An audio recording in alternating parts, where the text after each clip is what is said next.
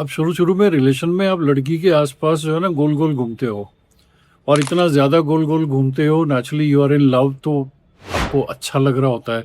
लेकिन उस चक्कर में आप अपने माँ बाप को काट देते हो, अपनी पढ़ाई को काट देते हो, अपने करियर को काट देते हो, अपने फ्रेंड्स को काट देते हो, सब चीज़ों को काट देते हो, बिल्कुल उस लड़की के आसपास घूमते रहते हो। मतलब उसको अपना लोकस बना लेते हो, सेंटर बना लेते हो लाइफ में। ठीक है, चलता रहता है, चलता रहता है। अब इमेजिन करो कि जब लड़की आपकी लाइफ से जाती है, तो जब लड़की आपकी लाइफ से जाती है तो उस वक्त क्या होता है? उस वक्त फिर वही कहानी होती है, ना आप काम कर सकते हो, अकेले रहना शुरू कर देते हो, किसी से बात नहीं कर सकते हो, मेंटली बहुत डिस्टर्ब हो जाते हो, उसी लड़की को ताड़ते हो, फिर भी उसी को स्टॉक करोगे, उसी के बारे में सोचोगे, उसी के बारे में इंफॉर्मेशन गेन करोगे। कई लोग तो जासूस भी लगा देते हैं कि ये पता नहीं किसके साथ चल रही है, क्या चक्कर है। तो दोनों सिचुएशंस में आप देखो, जब आप किसी female, if when you fall in love with the female and when then that female moves out of your life, दोनों केसेस में आप दुनिया की सारी चीज़ों को दरकिनार कर देते हो और नुकसान आप ही का होता है। अब इस चीज़ को एक डिफरेंट एंगल से समझने की कोशिश करो। इस वीडियो में इस एंगल को अगर आप समझ जाओगे, आपको ज़िंदगी में किसी भी रिलेशनशिप में प्रॉब्लम नहीं आएगी। अब आप ये मान लो, नेचर नेचर में क्या होता है? पहाड़ होते हैं, पर्वत, पानी होता है, ज़मीन होती है, आसमान होता है, हवा होती है। ठीक है, ये सारी नेचर हो गई।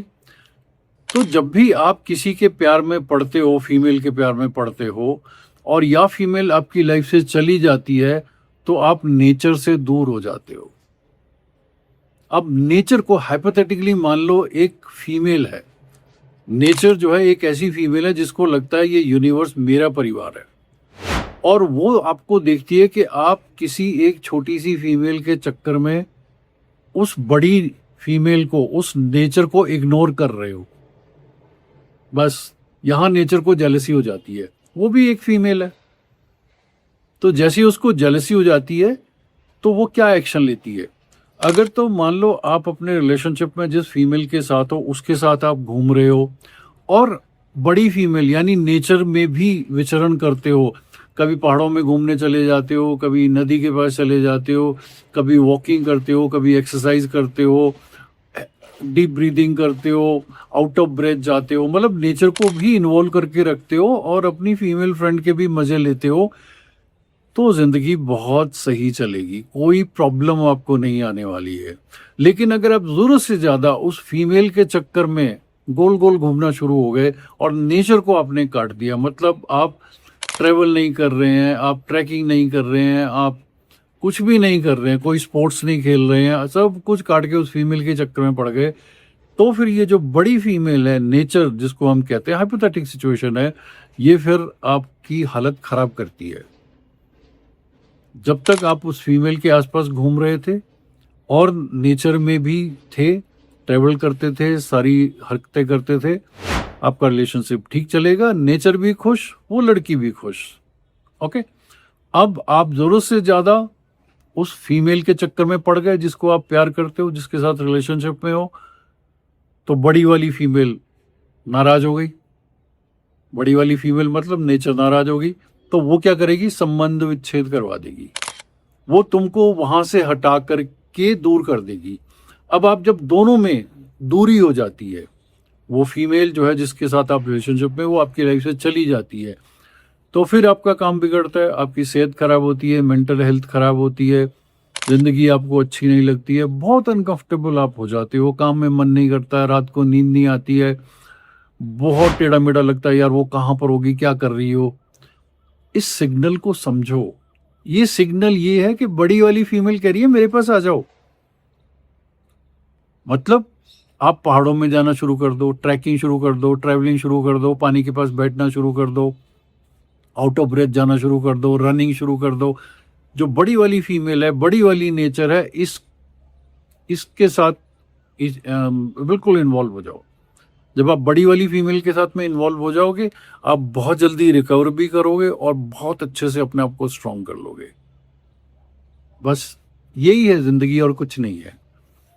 इसीलिए मैं कहता हूं चलायमान रहो, कीप मूविंग, किसी भी चीज को नजरअंदाज मत करो। When you love a female, take care of the bigger female in the universe, nature.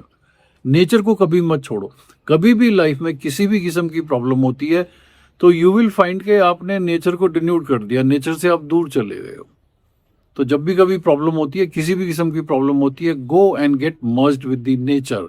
पेड़ को पकड़ के बैठ जाओ, घास के ऊपर नंगे पांव चल लो, ट्रैकिंग पे चले जाओ, पहाड़ों में चले जाओ, फ्रेश ऑक्सीजन ले लो, spend some time there, you will recover very fast.